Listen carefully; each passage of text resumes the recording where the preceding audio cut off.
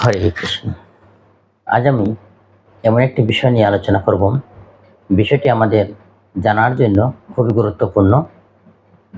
কারণ আমরা অনেকেই জানি না, আমাদের মধ্যে একটি জাতি আছে যারা হুসেইনি ব্রাহ্মণ নামে পরিচিত। ভারতে প্রায় 5 লক্ষ হুসেইনি ব্রাহ্মণ আছে। এছাড়া ইরাক, পাকিস্তান সহ পৃথিবীর বিভিন্ন অঞ্চলে এরা বসবাস করতেছে। যদিও সংখ্যায় খুবই কম, কিন্তু ওনারা এখনো আছেন এবং নিজেদেরকে হুসেইনি ব্রাহ্মণ হিসেবে পরিচয় দিতে খুবই গর্ববোধ করেন। আবার পাকিস্তানে ওনারা অমুসলিম হিসেবে পরিচিত।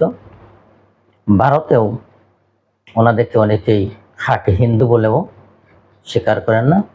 ওনারা এমন একটি জাতি যে ওনারা হিন্দু ধর্মের বিভিন্ন নিয়ম কানুন পালন করেন, তিলক ধারণ করেন, যজ্ঞ প্রতি পৈতা ধারণ করেন। আবার ইসলাম ধর্মীয় অনেক রীতিনীতি পালন করেন, যেমন রমজান মাসে ওনারা রোজা রাখেন, মহরমের অনুষ্ঠানে ওনারা অংশগ্রহণ করেন। এই হচ্ছে হুসেইনি জাতি। আমরা কারবালার যুদ্ধ, অনেকেই যারা আমরা ইসলামের ইতিহাস নিয়ে লেখাপড়া করেছি বা ইসলাম ধর্ম সম্পর্কে জানেন বা মুসলিম সম্প্রদায়ের প্রায় সবাই জানেন যে আরব অঞ্চলে সেই সময় কারবালার প্রান্তরে একটি যুদ্ধ হয়েছিল। ভীষণ সেই যুদ্ধ, এই যুদ্ধে অনেক হতাহত হয়েছিল। তো এই যুদ্ধে অংশগ্রহণ করেছিল ইয়াজিদ বাহিনী, স্বৈরাচার ইয়াজিদ বাহিনীর সাথে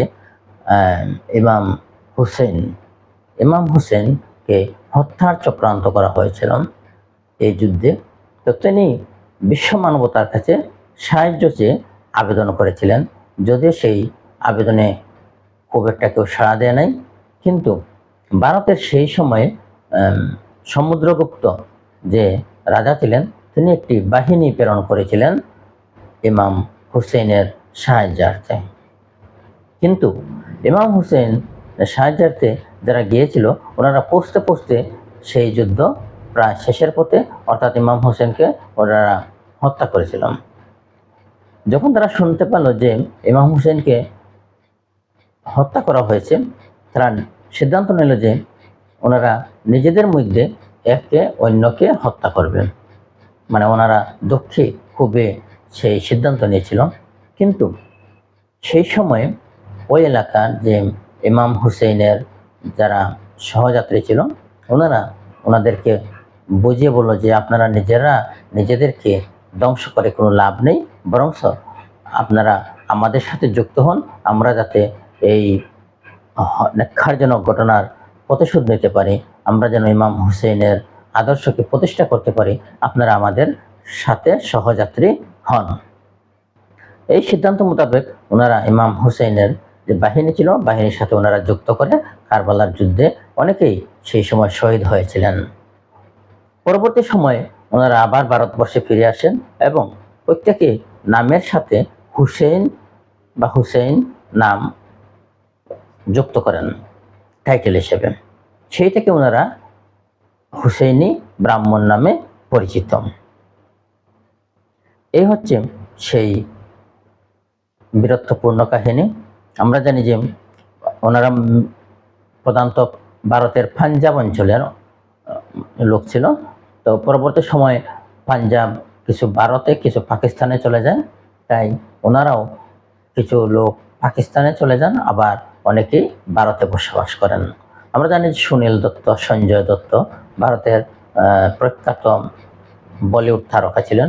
ওনারা কিন্তু এই হুসেইনি ব্রাহ্মণ হিসেবেই পরিচিত এবং অধিকাংশ ক্ষেত্রে হুসেইনি ব্রাহ্মণদের টাইটেল ছিল হিন্দু ধর্মীয় তত্ত্ব টাইটেল, এবং সাথে হুসেইন শব্দটি যুক্ত করা হয়, হুসেন।